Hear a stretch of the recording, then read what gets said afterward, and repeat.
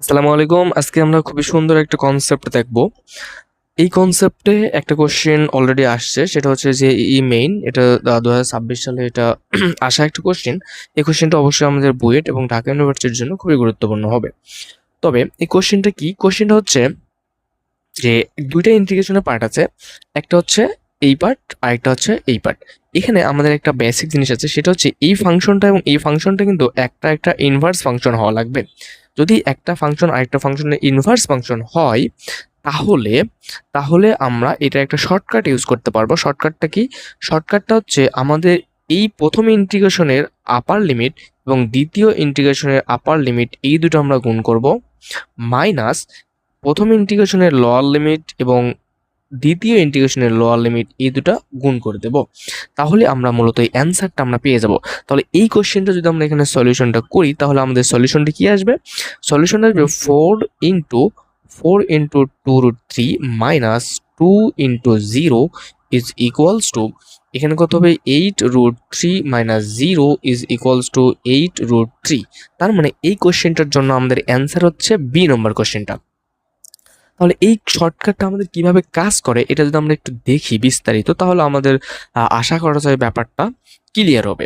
এখানে আমাদের যে ফাংশনটা দেওয়া আছে, মনে করো ধরো আমরা প্রথম ফাংশনটা যদি আমরা ধরে নিই, প্রথম ফাংশনটা যদি আমরা F of x equals to, আমরা প্রথম যে ফাংশনটা আছে এটাকে যদি আমরা ধরি যে 2 to the power x minus 4, তাহলে এই ফাংশনটাকে যদি আমরা ইনভার্স ফাংশনে কনভার্ট করি, তাহলে এফ ইনভার্স অফ এক্স এই ফাংশনটা কিন্তু আমাদের আসবে log log x square plus হচ্ছে 4। এখন এই ফাংশনটাকে আমরা কীভাবে ইনভার্স করলাম, এরকম ভিডিও পাওয়ার জন্য আমরা মানে এই ফাংশন কীভাবে আমরা ইনভার্স করব, ফাংশনটা কখন ওয়ান অন হবে, কখন অন টু হবে, কখন বাইজেক্টিভ হবে, কখন ইনভার্স করা যাবে, কখন ইনভার্স করা যাবে না, এরকম ডিটেলস ভিডিও আমরা ফাংশন চ্যাপ্টারে দেখবো এবং দেওয়া আছে ভিডিও, আমরা আপনার দেখে নেবো। তাহলে আশা করি যে কনসেপ্টটা ক্লিয়ার হয়ে যাবে।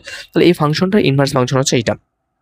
তাহলে আমরা এখান থেকে এই শর্টকাটটা ইউজ করে এই অ্যান্সারটা আমরা বলে দিতে পারবো। আচ্ছা, এই শর্টকাটটা যারা বুঝতে পারছেন তাদের জন্য একটা ছোট্ট একটা আমাদের প্র্যাকটিস দেবো। আচ্ছা, প্র্যাকটিসটা দেওয়ার আগে আমরা একটা শর্টকাটে যদি আমরা একটু লিখি, তাহলে আমাদের ব্যাপারটা আরও ক্লিয়ার হবে। আমাদের এই ফাংশনটা তাহলে কীরকম থাকা লাগবে? ইন্টিগ্রেশন অফ এ থেকে বি, একটা ফাংশনকে আমরা ইন্টিগ্রেশন করব প্লাস এখানে আরেকটা ফাংশন থাকবে, এটাকে আমরা এফ অফ এ থেকে এফ অফ বি ইন্টিগ্রেশন করব, এফ অফ এ থেকে এফ অফ বি, এবং এখানকার যে ফাংশনটা থাকবে এই ফাংশনটা হবে ইনভার্স ফাংশন ডিএক্স। যদি এরকমটা থাকে, তাহলে আমাদের এখানে অ্যান্সারটা হবে F of B into B minus F of A into A. এইটা হবে আমাদের এটার অ্যান্সার। তাহলে এটা আমরা একটা প্র্যাকটিস প্রবলেমের জন্য আমরা একটা দিয়ে রাখলাম একটা এমসিকিউ।